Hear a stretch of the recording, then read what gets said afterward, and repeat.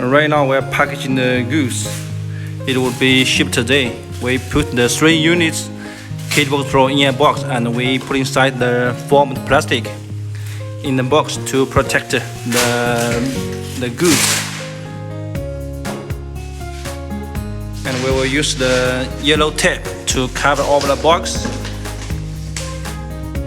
Yeah, like this.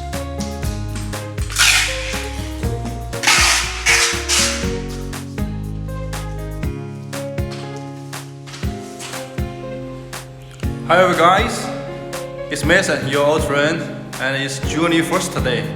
We can see the Goldshell KDA Pro, yeah, it's stored here.